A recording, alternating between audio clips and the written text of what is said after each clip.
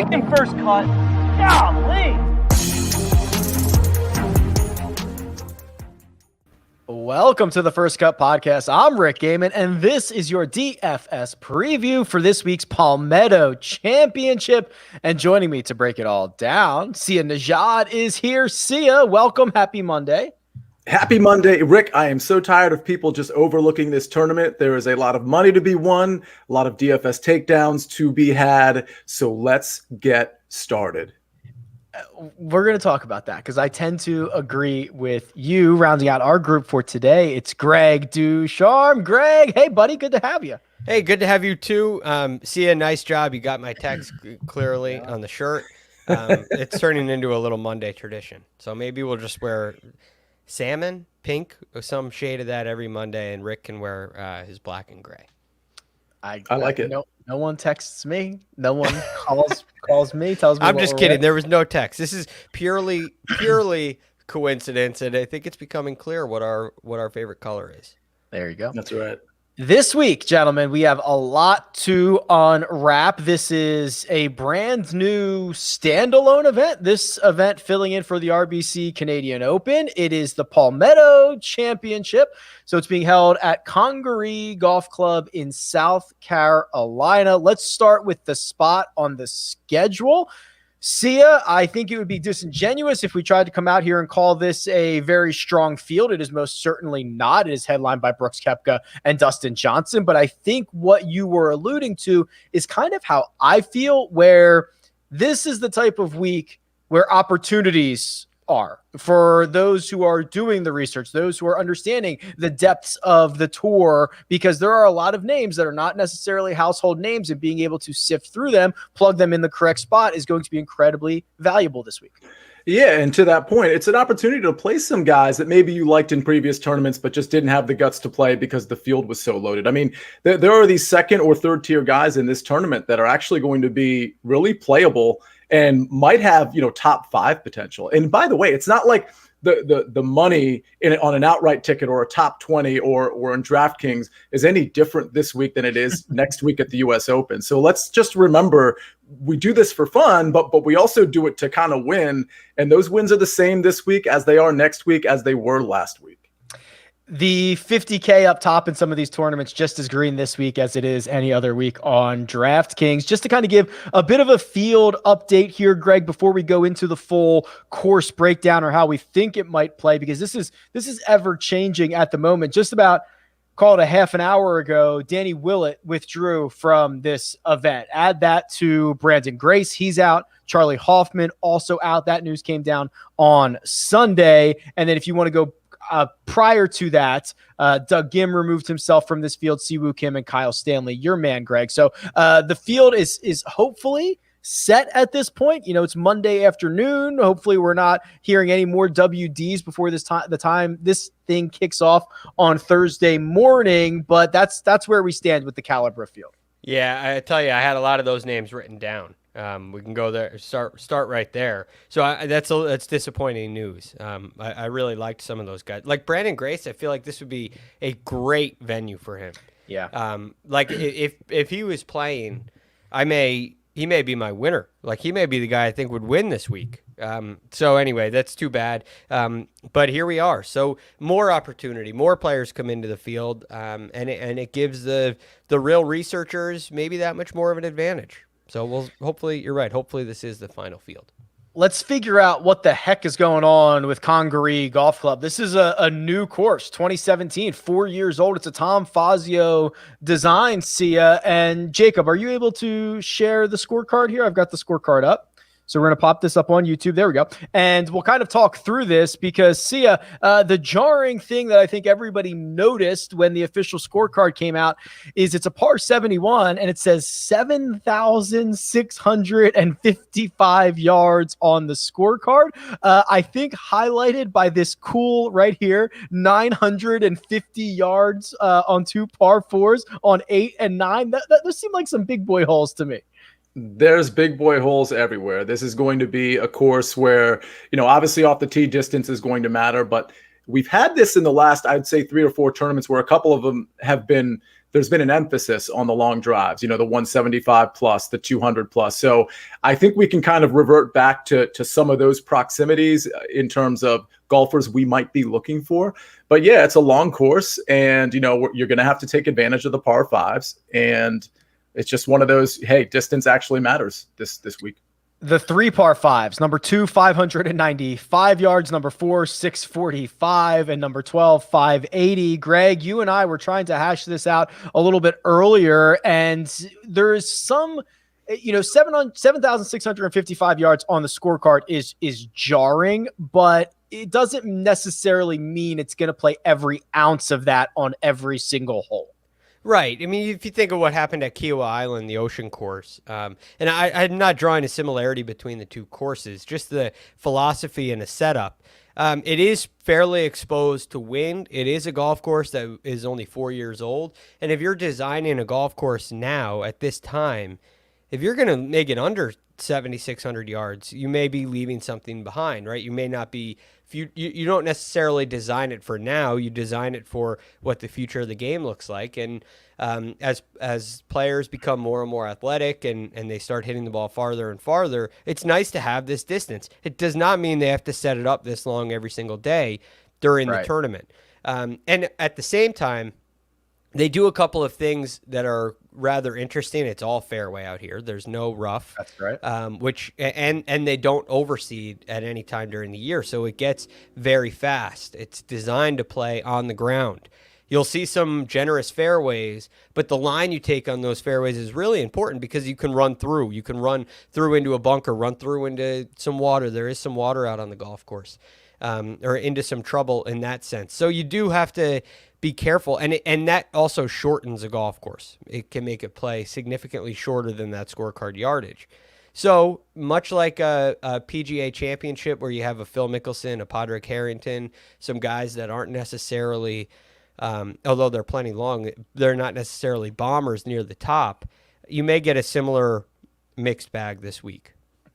The one length of grass that Greg mentioned, Sia, the fairway, if you miss the fairway, you are in these kind of sandy areas, native areas, I don't know what we want to call them. It's sand, right? It's sand if you're missing the fairway. And this was built with the sand belt courses of Australia in mind. That was the inspiration for Congaree. So when you kind of look at similar courses that might have been challenging in the same ways, especially if it gets firm and fast, which we'll keep an eye on the weather. We'll keep an idea out for that. I start to think President's Cup. I start to think Royal Melbourne in Australia. I think that's one of the better comps I can get. I totally agree. And by the way, perfect pronunciation of Melbourne. I really appreciate that. That's the way the see you all these English speakers, these uneducated Americans, they want to say Royal Melbourne. It's Royal Melbourne. You got to say it like the Australians do, like the Aussies do. Oi, oi, oi. My sister has been living in Melbourne for 25 years, so she would take great pride in your pronunciation. So yeah, I agree. It almost, to me, takes on more of a link style than we would on a typical PGA Tour event. And I do think it does favor some of the Euros. We talked about that yesterday in the course preview, that some of these European players, I think, and Australian players and the like, are going to have an easier time sort of adjusting to this course. I mean, obviously, it's an adjustment for almost everybody in this field because very few have played this course. But I definitely think the Euros are going to, and that ilk will have a better time on this course than maybe they would at your typical PGA Tour course. Yeah, Greg, I know that we've been kind of texting around, calling around, trying to find people who have had experience on this course. We're bringing stories back. We're trying to digest everything and come up with the type of skill set that is going to be important this week. And I'm starting to land on something short game-ish. The idea that there's a lot of runoffs, there's going to be a lot of awkward and areas you're going to need to get creative on. I'm leaning short game. I want to see where your brain's at here early on a Monday. It's in a very similar place. A long golf course and a firm golf course, they tend to do a couple of things. They highlight, in one degree, they highlight great ball striking. We saw that at Royal Melbourne, where if you could really strike the ball really well, you were rewarded. You could hold the greens. You could play the ball close to where you're looking because shots are properly struck.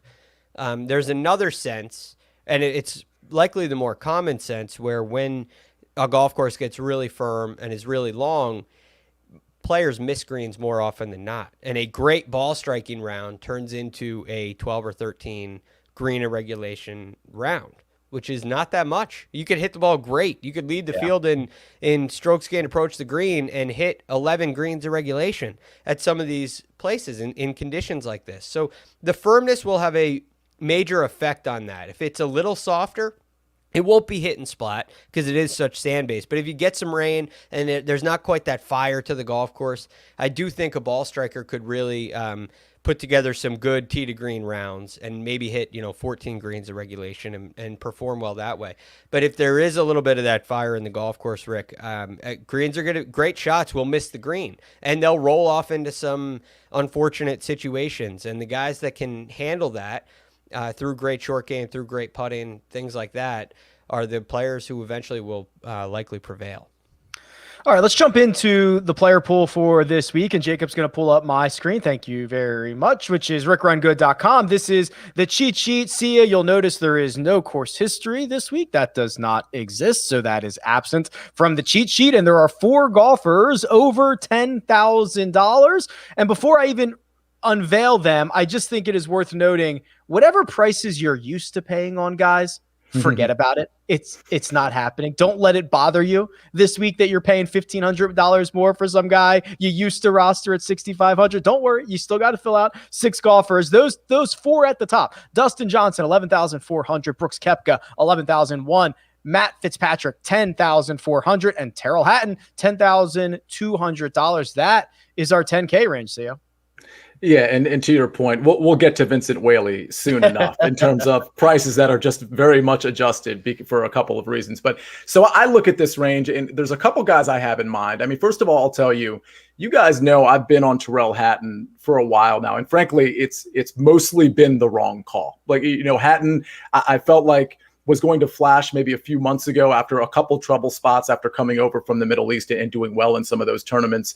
I do think there's some nice comps for Terrell Hatton in terms of success that he's had on similar courses, but I don't think if I'm going to be rostering anybody that's not Brooks Koepka, I think it's probably going to be Matt Fitzpatrick, who his approach game has been pretty bad, but for elite guys like this, we know he's been good off the tee. For elite guys like this in this type of range, I'm more willing to assume they're going to turn things around maybe a little quicker than a guy in the 8K or the 7K range. So I think Matt Fitzpatrick is probably my guy that's probably going to be lower owned that I kind of like. But my favorite guy, and I probably should have led with this, is Brooks Koepka. I mean, Brooks Koepka, you go 24 rounds, 12 rounds, probably 36 too. He is going to rate out either number 1 or definitely in the top 3 in your model.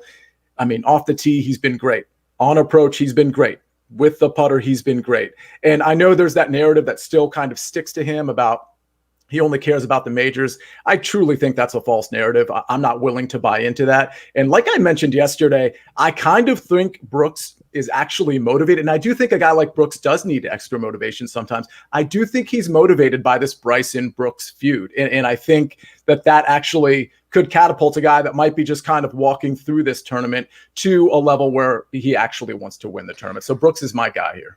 Brooks Koepka coming off a runner-up finish at the PGA Championship. You look at what Matt Fitzpatrick has done. Sia notably points out he's been very good off the tee, and he certainly has. He's not lost strokes off the tee in any event since the Genesis Invitational. So I'll just round up. I'll say since the start of 2021, he has not lost strokes off the tee. And Greg, I mean, he's not a bomber, so he's just pounding fairways, putting himself in great position for his second shot. So let me move this $10,000 range over to you. There's a giant question mark at the top. He's $11,400. His name is Dustin Johnson. Matt Fitzpatrick, Brooks Koepka, Terrell Hatton. What are we doing?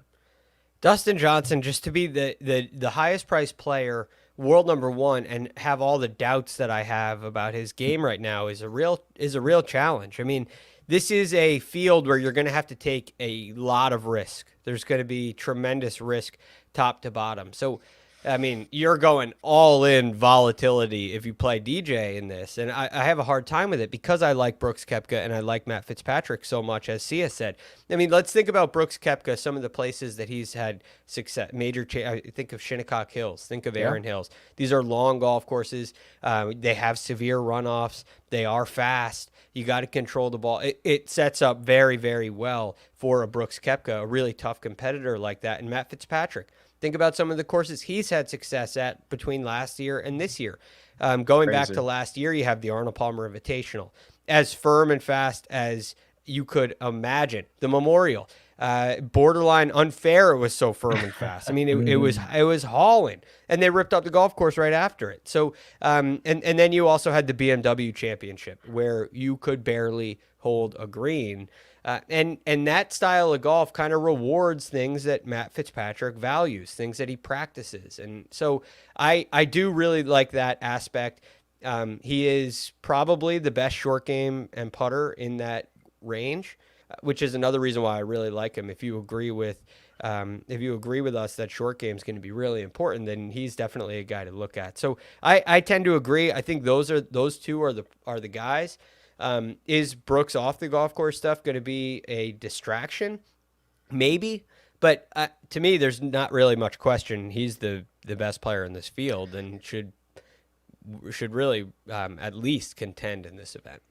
Greg, I think you actually sold Matt Fitzpatrick a little short there. You are correct. He has played so well on these difficult golf courses, but even more recently, we don't even have to go back to last year. Riviera, he finishes 5th. The Concession, he finishes 11th. Bay Hill, 10th. Sawgrass, 9th.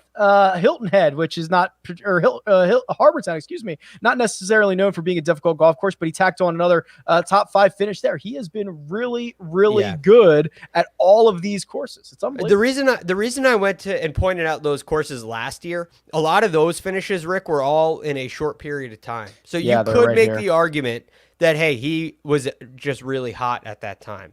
They happen to be difficult golf courses. So I do think that those are valid points. But when you expand it to last year, last year was less consistent. He had some missed cuts in between those events. It lasted from what was it, February or March, whenever the API was, all the way until the BMW Championship in August at the end of the season. So as spread out as they were, with a little bit more inconsistent performance last year, I think it really proves that this style is a good fit for Matt Fitzpatrick. I love it. $9,000 range, another very small range. See, Harris English, 9,900. Sung J M off of 2 consecutive missed cuts at 97. Tommy Fleetwood and Ian Poulter at 95 and 92. Patton, here's the first. Patton Kazire, 9,100. I can go back and look at the last time we've seen that. Not often. And then Garrick Higo, a name that the casual fans might not know about, and we can discuss, $9,000. What do you think about this $9,000 range? Well, I think for the first time ever since doing a show with The First Cut, I actually hate the 9K range. I always live here. I've never heard that. I always skip the elite range, or at least I say I'm going to skip the elite range, and I do for the most part. And I live in the 9K range, but it's really I'm pulling teeth to get a guy here. And I'll tell you, I wanted to take Harris English, but I just don't. The approach game hasn't been there. The ball striking hasn't been there. To be honest, I think the guy I like the most is this guy that we think is probably overpriced, and it's Patton Kazire. It's not a guy I'm normally on, but when you look at his metrics, especially over the last 12 rounds, I mean, this guy is really heating up with the ball striking. And I mean, again, in this tournament, 9,100 kind of, your eyes get kind of big, but it's this tournament. I mean, there's a reason why the number is what it is. And I'd probably prefer his upside over a guy like Sung J M and Harris English, who of course have the pedigrees, but they're not really striking the ball that well. Patton Kazire is what Greg would define as a popper. He misses a lot of cuts, but he offsets them with top 5, top 10 finishes, as he has in 2 of his last 3, a 3rd place finish at the Byron Nelson, a 3rd place finish in Fort Worth at the Charles Schwab Challenge, because when he gets going, the skill sets that he relies on, the putter, which he's been much better with recently, and then the approach game. And when those 2 things get going, you are very formidable. So that is why we've seen Patton Kazire rise to the top of some of these leaderboards. Greg, let me move this 9K range over to you. Sia doesn't like it. How do you feel about it? I think there's some some pretty good plays in here. I mean, Tommy Fleetwood's game should be a really nice fit here. Another English player. Is his short game lacking? Maybe. But the thing I like about Tyrrell Hatton, I'm sorry, as you pull up Tyrrell Hatton, yeah. The thing I like about Tommy Fleetwood is I think his ball striking ability, if it gets a little bit softer and guys are able to hit a little bit more greens, I think he could really get some rewards out of it. And so for that, he's an interesting play where if the conditions turn the right direction for him, I think Tommy Fleetwood could contend. Will he win? I don't know, but I really think he has the ability to contend at a golf course like this. But he's not my favorite player in the field. I really like Ian Poulter in this range. And I think he will be I think when people see the length of that golf course, they're going to sleep on Ian Poulter a little bit. And you think about what he did at the Ocean Course at the PGA Championship, he came in tied 30th. And there was a point in time where he was, on kind of record pace. He played really well at Kiowa in 2012 as well. And that's a good example because it's a long golf course that he's had success at. But what Ian Poulter has done is he started to hit the ball a little bit better. His green performances, his best of the year, in fact, came at the Charles Schwab Challenge. And at the same time, his short game and his putting have been phenomenal. On the PGA Tour this year, he is 7th in strokes gained putting for the entire season. He's 21st around the green. And I saw at the Charles Schwab Challenge an improvement in his tee to green play. And I would not sleep on Ian Poulter. I think this is going to be a surprisingly good spot for him. I think that you're right. When I kind of saw Poulter in the scorecard, I got a little bit worried, but I also think that your assessment of him trending in the right direction, always being great in the short game, that's both on and around the greens, it's exciting. He's played well recently. And then Tommy Fleetwood, I think, is the guy that I will get more excited on and warm up on as the week goes on. When I start kind of building lineups and he's there, I think it'll just be kind of a natural fit for Tommy Fleetwood to fit in. But Sia, let me do the Garrick Higo thing real quick, because this is kind of our first spot to take a guy who plays primarily on the European Tour and try to figure out how that's going to translate. And we're going to have that same problem when we get down and say, okay, here's a guy that primarily plays on the Korn Ferry.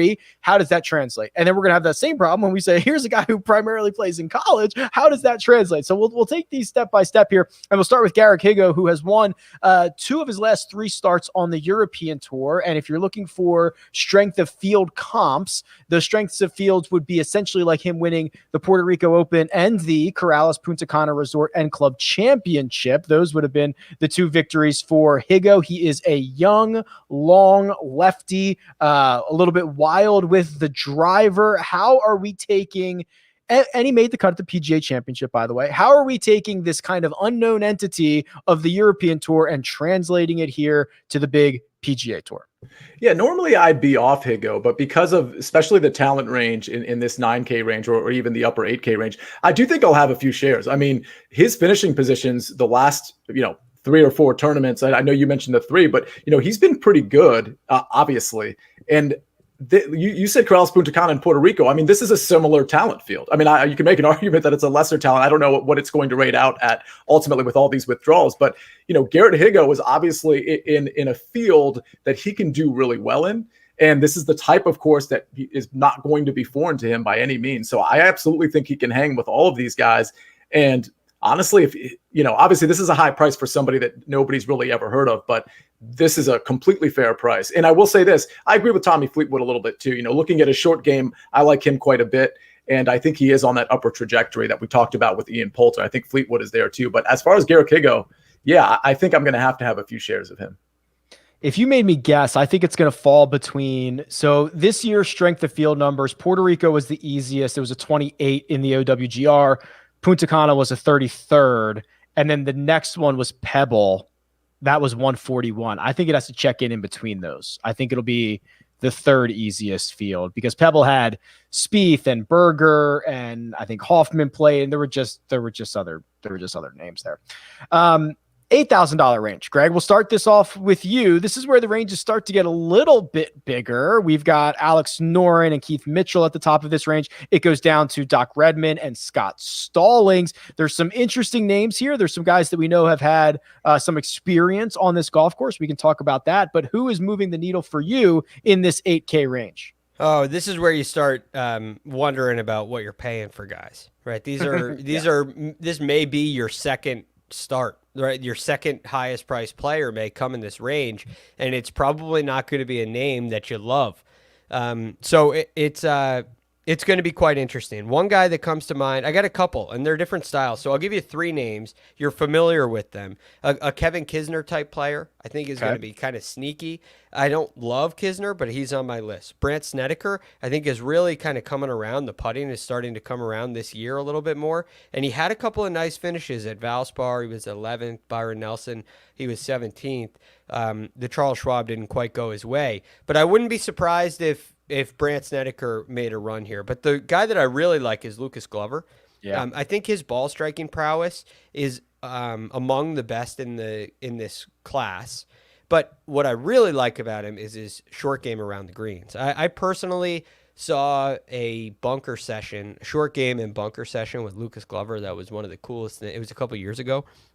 One of the coolest things I've ever seen. That really helped my own bunker play, but he was so good and so consistent, and it's something you don't think about with Lucas Glover about his short game, but he's really, really talented around the greens, and on the year he's 42nd on tour, strokes gained around the green. The area that he struggles with is putting, but I do think he hits it well enough to where he could where he could give himself the opportunities, and without a great putting week, he could still contend.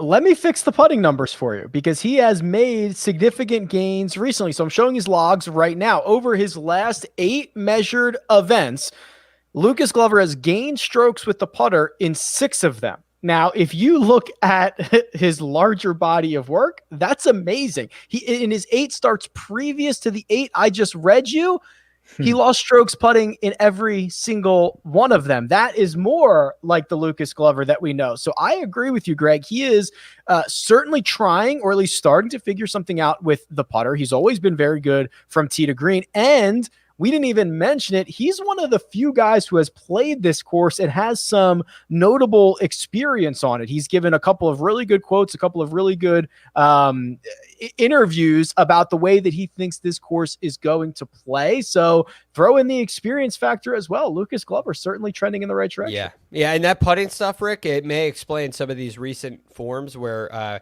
like 8th at the Charles Schwab Challenge, 4th at the Valero Texas Open, a couple of these pops. And 37th at the Memorial too. He missed the cut at the Wells Fargo, which was disappointing. But yeah, I think he may be worth a shot. Okay, here we go, Sia. Alex Noren has been one of the most consistently good players that we have in this 8K range. He's piled up 5 top 25s in his last 6 starts, with a 13th place finish at the Memorial coming as his most recent. We have Keith Mitchell, who is the volatile version of Alex Noren. What are we doing here in this 8K range? You know what I don't want is the volatile version of Alex Noren of all people. So I'll just stick with Alex Noren on this one. I actually really like him. I played him a lot last week. Alex Noren, the only thing that's really failing him right now, to the extent anything is failing him, is the approach game. But honestly, when you look at the proximities that I'm super interested in, 175 plus, 200 plus, he's not bad there. And so even though the approach game is, below average in this field, the off the tee game is great. The putting is great. The around the green game is great. And I think he's going to do just fine on this course. So Alex Noren is a guy I really like. Again, that's a price that you're not used to paying for Alex Noren. That's fine. I mean, again, this is a different type of tournament. So I don't necessarily think he's overpriced.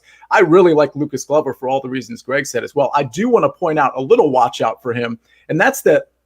Let's say you're looking at his 24-round history. It's very good. But if you actually look at the last 3 tournaments, the last 12 rounds, I mean, a couple finishing positions have been good, but the approach game hasn't really been there for Lucas Glover. So, I mean, I'm not saying I'm not going to play him. That just happens to be just a little watch out for me there. A couple other guys I'll mention. I think Harold Varner III is interesting here. I mean, if his ownership ends up being high, he kind of tends to be a popular guy. I might just pivot off of him, but I do think he's appropriately priced. I'll mention one other kind of sneaky guy, and that's Scott Stallings. I think Scott Stallings' game is finally started to pick up, and I think this is the type of tournament that he could excel in. Scott Stallings. Let's see what Scott Stallings is up to these days. 32nd on tour in approach, which means he's probably top 6 in this field if I'm just guessing, right? I mean, with the strength of it. 41st in greens in regulation. He struggles around the greens, but otherwise, let's see, 88th. I mean, he's gaining in terms of strokes gained total. He's longer than I probably thought he was. 81st there. Scott Stallings, interesting. Have you seen him? I mean, he's like shorter than he looks like he would be. He's cut up. He was Bryson before Bryson. Yeah. Remember when he got into shape and everybody was like, Scott Stallings is jacked. And for the record, he's made 5 cuts in a row, including a 3rd place finish and an 11th place finish. Although the 11th place finish was at Zurich, but again, that's 5 cuts in a row for Scott Stallings. I don't think anybody would have predicted that. There you go. I dig it, gentlemen. I actually missed the ad break after the 9K range, so I'm gonna hit it right now. We're gonna drop down to the 7s. We're gonna talk about some value in the 6s, but first we have to take a break and hear a word from our partners. And we're back. $7,000 range, gentlemen. Remember, Danny Willett, he gone. He withdrew about an hour ago, so he's out of this field. Luke List is here. I've got a spicy little nugget about that guy, and it goes all the way down, Greg, to, oh boy, Satoshi Kodaira, Roger Sloan, Mark Hubbard, Kramer Hickok, Danny Lee. This is the monster range. I feel like the 7K range is always large, but with how small the 10K was, with how small the 9K was, DraftKings just said, here's everyone else. Like, just have at it in the 7s. Yeah, I'm kind of like you guys in this, where what you guys talked about yesterday with some maybe a little bit of a lean towards European players, and I really like Danny Willett. I thought this was going to be a Danny Willett week, so unfortunately, that is now at this point completely useless. So the next guy that I would have to go to, and there are a couple. I mean, I'm interested. Rafa Cabrera-Bello has had some good rounds lately. Camilo Villegas has played well lately, although not quite last week. But another interesting guy to me is a Martin Laird, which is kind of like the Danny Willett pivot to me. He hits a lot of fairways. He's accurate off the tee. He hits a lot of greens. He's 20th in driving accuracy for the year. He's 22nd in greens of regulation for the year, which could be good. Now, he's not great in the scrambling. He's not great with the strokes game putting, but being a Scottish player, understanding that type of ground game could be of value. And maybe we get a good week out of him. At the PGA Championship, he was tied 23rd, tied 53rd at the Memorial last week. He's made 3 cuts in a row. Hasn't been great, but maybe he's due for another pop. He gained 11.6 strokes on approach at the PGA Championship. That's absolutely bonkers. Yeah, I mean, he's got to figure something out on the green, on and around the greens, which does worry me for this. But maybe that style, the style here at Congaree, can help him in that. I'm bummed about Danny Willett, I'll be honest. Me too. I thought he was $500 too cheap, and I was getting ready to play him, and no more. So what I'm doing here in this range, Sia is, we can talk about Vincent Whaley, who we know has made, I believe he's up to 10 cuts in a row, with the last 9 of them better than 36. And he's just been piling them up. He was $6,200 the last time we saw him. That was 2 weeks ago. He's $7,700 now. So that's a bit of some sticker shock. But I like the KFT guys, the Corn Ferry guys. David Lipsky in particular, he's won on the Corn Ferry this year. He's got 2 more runner-up finishes. He has secured his card, gentlemen, so get used to the name. We're going to see him quite a bit. He's coming up. He will graduate from the Corn Ferry to the PGA Tour. Guys like him, Peter Uihlein, Seamus Power, who have been splitting time and playing well. This almost feels, I don't want to say it's a Corn Ferry event, but it's closer to that than most fields that we get. So that's where I'm leaning. Sia, what are you heading for?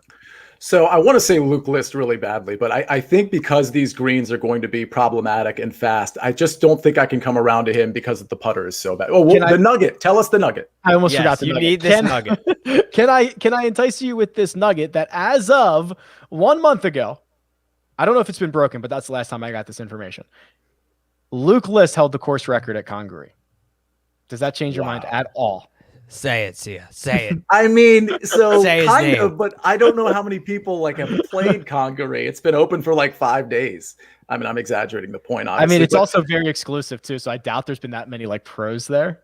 Right. Yeah, so no, that doesn't really change my mind. I will say this. There are guys that I don't necessarily like for 4 days in this tournament, but I do like for Showdown, which I sometimes play. And Luke List, guys like Jonathan Vegas, those are going to be high on my list as far as Showdown is concerned. But let's skip over Luke List because there's other guys I like. Vincent Whaley's one of them. I mean, by the way, when we talked about Vincent Whaley, and you broke ground here, Rick Gehman, it was probably 4, 5, 6 weeks ago. But when we started to talk about him, we were like, hey, don't look at the metrics because they're really bad because a couple of those, Punta Cana and Puerto Rico, they weren't included in. Yeah. Well, check it out now. Those metrics are actually really good. So, I mean, it just really speaks to how good this guy has been. We can talk about the made cuts. We can talk about the finishing positions. But now the metrics have finally caught up because we have like these rounds that actually have shot link that's helping us along the way. So off the tee approach, this guy's rating out really well. So I think Vincent Whaley is a really kind of like a safe-ish play to the extent that's possible in this tournament. A couple other guys I like, Ben Martin and Roger Sloan. I think both of those guys, Ben Martin in particular, has really been striking the ball well. I think his price is fair. He's definitely trending in the right direction. And Roger Sloan, I just think, is just cheap enough from a DraftKings standpoint to be able to roster and maybe fit some higher guys in. Martin's kind of interesting. So he's, again, one of these guys where in his last 8 starts, he has played Zurich, he has played Punta Cana, and he's played Puerto Rico. So we don't have any numbers there. In his last 7 starts, excuse me. In the other 4 that we have, he's gained strokes off the tee in each one of them. He's gained strokes on approach in all of them. He's gained strokes putting in each of his last 2. Again, we don't know what he did in those other 3 starts, but that's pretty good. See, $7,600 for Ben Martin. Okay, Greg, as we kind of go down to the bottom of this range, I see some familiar names: Adam Schenk, Brian Stewart, Kramer Hickok, Danny Lee. Is there anybody else? Or we could also go with Davis Thompson making his first professional start. He was the number 1 ranked amateur. I don't know where he fits into all of this, but is there anybody else in the 7K range that we should move on? Well, now down at this point, you're looking at like we've said, there's a lot. Your peers are upper end Korn Ferry Tour players, lower end PGA Tour players, kind of mixed in. And if we had an event without a Brooks Koepka, without those top names, I think a guy like Henrik Norlander would really jump off the page. And I think he'd be a guy that everybody would be extremely interested in. And now the recent form hasn't been great. He had a tough Thursday round at the Memorial. He had a tough Thursday round at the Wells Fargo. I'm wondering if that continues, but I think he's a stronger player than those performances. So is he going to be able to right the ship, shake something off in a week? I don't know, but he is a pretty good iron player. He's 37th on tour for the year. He was a really good driver of the ball last year. He's really accurate. He hits a ton of greens, which could go his way. I worry about the short game and the putting, so it's a little against model, but I think it's a high end talent in this range. Before we move on, if you think Bryson hits it far, look out for Wilco Nannybar. Mark's going to kill me for that. He's a South African who just absolutely bombs it. Like his European Tour average was something ridiculous last year, like 364 yards. So just something outrageous. So I have no idea about the rest of his game, but it's outrageous. He drove like a 436 yard par 4 on the European Tour this year or something. I think I remember seeing that. Yeah. Freak. Hey, maybe that's a good thing this week. He's 21. He is, oh my gosh. Okay, yeah. So this year his average is 323. Last year was 340. So in the 2 years that he has played on the European Tour, he's been first or second in driving distance. The accuracy, a little bit different, but certainly hits it quite far. This is impressive stuff. Okay, 6K range. This, if you thought the 8K range was bad, if you thought the 7K range was bad, let me introduce you, Sia, to the 6Ks. This starts with Andrew Putnam, Cam Percy, Hank/Henry Lebioda, John Pock, goes all the way down. Who's min-priced in this field? Oh boy. Smiley. Wow. Robert Garrigus. Robert Garrigus. Michael Kim, Martin Trainer. John Rollins is playing? Shouldn't he be on like PGA Tour Live calling this? Is that the same John Rollins? It's got to be, right? Yeah, probably. He's playing it. What do you see, Sia? I mean, first of all, you know, I got a couple guys here. First of all, Hammer and Hank Lebioda has been really good. I mean, I don't know if anybody's noticing, but I believe he's made, there you go, 3 cuts in a row. The ball striking's been really good. You know, off the tee isn't great with Hank Lebioda, but the approach game, especially the longer proximities, again, 175 to 200, that range, he's been really good. Honestly, the only thing that really hurts him, I believe, is the short game. And I guess we're looking at it now. Sometimes that short game catches up to him. As you can see, it looks like 4 out of the last 6. He's lost strokes sometimes significantly, but the ball striking's there. I actually think he's a really good bargain. And for the record, that's one of the 3. You know, I do 3 outrights right off the bat, and usually they're kind of long. 150 to 1. I'm just going to go ahead and play that and hope some of these guys at the top crash and burn. But yeah, I like him quite a bit. A few other guys I like. You know, Robbie Shelton flashes sometimes. I think in this field, Robbie Shelton could have put a couple good days together and really, really climb the leaderboard. A couple other guys that are kind of really off the radar because they haven't been very good, but I think they are good players. John Huh, he's been very bad, but I think it's possible, because he usually is a good ball striker, that he could actually, you know, put something together here. I'll give you one other guy, because we've been so good with the like 6,200 and that min price range that I just I feel compelled to pick one other guy here. And the last 2 weeks obviously have been some layups in that regard. I'm going to go with, I don't think you can guess. It's 6,200 or below. Does anybody want to guess this? I got to guess for it. I got to guess. A Sia guess. I think this is a Sia special. Go ahead. You want me to go first? Yeah, I do. Chris Baker. Oh, that is a Sia special. And I thought of him. Good guess. Yeah. I thought of him, but that's actually not it. Okay. It's Jonas Blixt. I'm just going to throw a dart. If you need, I think Chris Baker's interesting there, but I think Jonas Blixt, listen, the numbers don't really bear out, but he is kind of good at these longer proximities. He's not terrible with the putter, and he's not terrible around the green. So that's just somebody I'm just going to throw in there. He has flashed lately. There was a tournament where it might have been the team event where he played pretty well. So I'm just throwing that out there. When I looked at this range, Greg, and when we were chatting earlier, I was trying to sell you on unknown entities, which would be John Pocky, $6,900, even like a Cole Hammer, who's $6,800. Pock making his first start since turning professional. He went to Florida State. He won 8 times. He was the #1 player in that PGA Tour University. So now he gets, I think it's unlimited Corn Ferry starts for the rest of the year, and he can now, of course, accept sponsors exemptions on the PGA Tour. So the argument that I was making, whether it is correct or not, was I almost prefer an unknown entity, someone we don't know anything about, over ones that I do know about, because the ones that I know about kind of stink. Yeah, I understand that. I understand that, but I like to have something that I can, as I say, hang my hat on, right? I'd like to have something that makes me feel a little bit warm and fuzzy. It makes me feel like, okay, I got a reason for this. Is there a warm and fuzzy down here somewhere? Well, I mean, you got to have a special kind of attitude. And fortunately, a guy who's wearing pink almost every Monday, I have that attitude. Perfect. So, a couple of the guys I find interesting. One is JJ Spawn. Why JJ Spawn? What could you possibly hang your hat on? Scroll right past the statistics and scroll to recent form, because there's just one tournament, and it was the Wells Fargo. He came in 18th. He was 47th at the Byron Nelson. So he's made 2 cuts in a row. That's something I might like. I might be interested in that. I might like it. Yeah. I also, I don't feel extremely warm and fuzzy about that. Another guy that I think is somewhat interesting is Sung Kang. Sung Kang, kind of think about like the tournament he won, the AT&T Byron Nelson at Trinity Forest. It was kind of a longer course, wide open. I don't think this is going to be like that very much, but it is kind of open and kind of longer. He has an opportunity to air it out. He came in 32nd at the Memorial. He was 62nd. He made the cut at the Charles Schwab. That's probably a better way to say that. And he was 47th at the AT&T Byron Nelson. So maybe he's coming around into a little bit of form.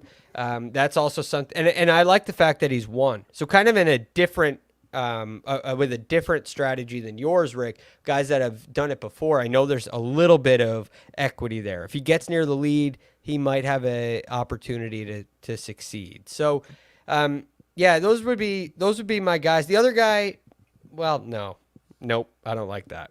So Rick, that's all I got. Rick, I'd like to co-sign on Pac. So that's Tupac. Maybe Nice. I just think that I'm going to stop short of comparing John Pac and Davis Thompson to Colin Morikawa and Victor Hovland, but I just think that these guys are so ready coming out of college. They're just much better now. I'm just interested to see how it goes. If you want guys who have won, Satoshi Kodaira is a winner on tour. He's finished 13th and 11th in his last 2 starts. He's $7,000, so it doesn't even count. We were already done with that range. Okay, I will give you guys a reprieve. We can be done talking about these individual golfers in the 6K range. Let's talk a little bit about roster construction here, because Sia, Greg, and I were trying to devise a plan on the phone earlier, but I don't want to reveal that plan because I want to get your thoughts on stars versus scrubs, balanced build. How are we taking what we've just learned over the last 45 minutes and executing it into a 6-man team? Yeah, so I think it's a hybrid, because I think what I've done so far with my lineups is take Brooks Koepka, for example, because I really do like Brooks Koepka. And that gives me the ability, again, I don't like the 9K range that much. So that gives me the ability to just dive right into the 8K range and then dive to the 7K range, which, by the way, I like some of the low 7K guys. So I don't really have a problem taking a Brooks Koepka and let's say a Lucas Glover and then just immediately going down to that 7K range, maybe even grabbing a 6K guy. Because honestly, I don't see a huge difference between some of these upper 6K guys and these mid 7K guys. And I don't see a huge difference between those mid 7K guys and the 8K guys. That was my argument. My argument to Greg was basically under 7,700, they're all the same. Like they are all the same. So I might as well go, I don't want to say extreme stars and scrubs because I'm not plugging in 2 min-priced guys and taking DJ and Brooks or something like that. But I am not going to be splitting hairs between a Richie Warinsky and a Von Taylor or a Danny Lee and a Kramer Hickok. You know what I mean? I don't see that big of a difference. I'm going to go out and build the guys I really want first in there, Greg. Yeah, that's definitely the way to do this. You say, okay, I like a Ian Poulter and a Matt Fitzpatrick, or a Brooks Koepka and a Tommy Fleetwood, and you're gonna feel like that really leaves you with nothing to spend. But the truth is, no matter what you do, you don't have anything to spend, right? There's very little benefit in staying, in saving near the top. So you take the players that you think are gonna win the event, and if you can get 2 of them, 2.5 of them.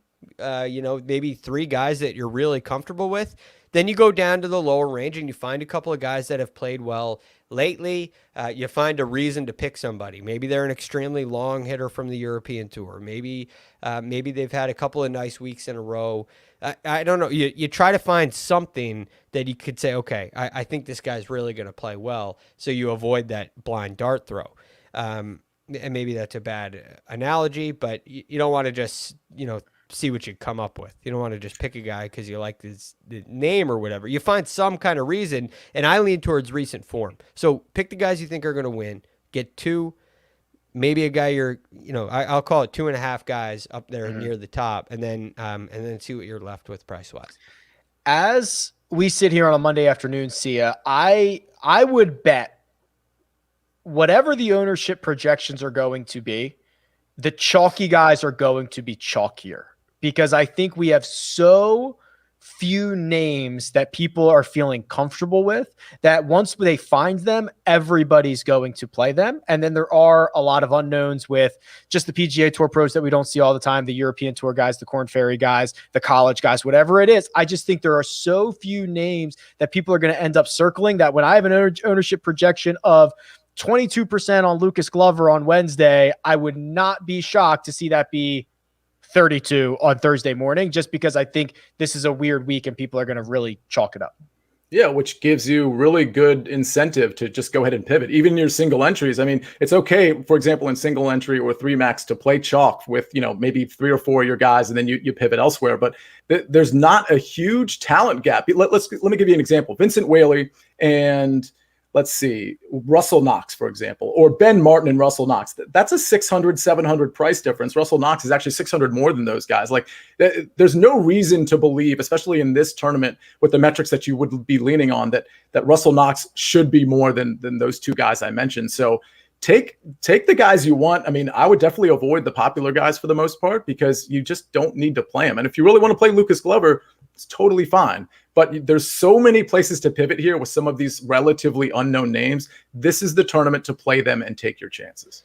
Does this mean that there's less chalk at the bottom of the board? Like, there was Kyle Stanley and Vincent Whaley the last couple of weeks were chalky, chalk. I mean, everybody was playing them. That's where you start. It was a free space, as Jacob said the other day. That doesn't exist here. Are there guys in the lower range that you think are or is all the chalk near the top of the board this week?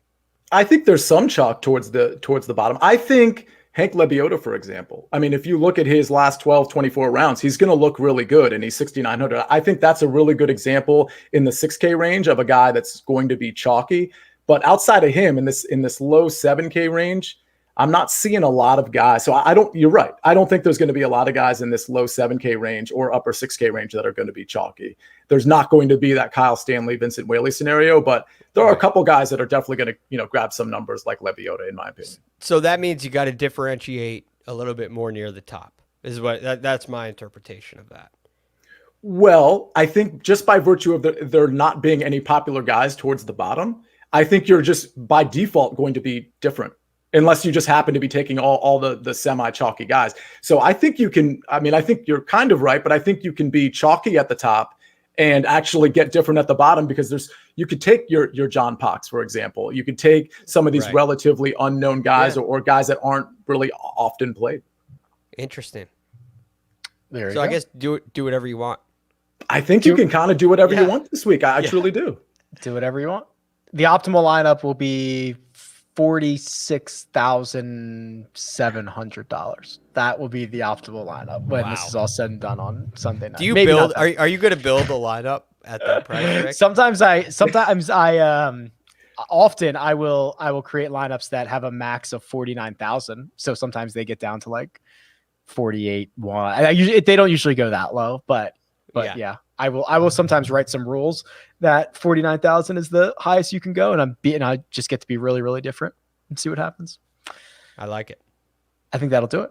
We will be back, of course, on Tuesday for our mega preview pod, and after each and every round of this week's Palmetto Championship. But for now, let me thank producer Jacob. He does all the hard work behind the scenes. Let me thank Sia Nejad, who you can find on Twitter at Sia Nejad, and Greg DuCharme, who you can find on Twitter at The Real GFD.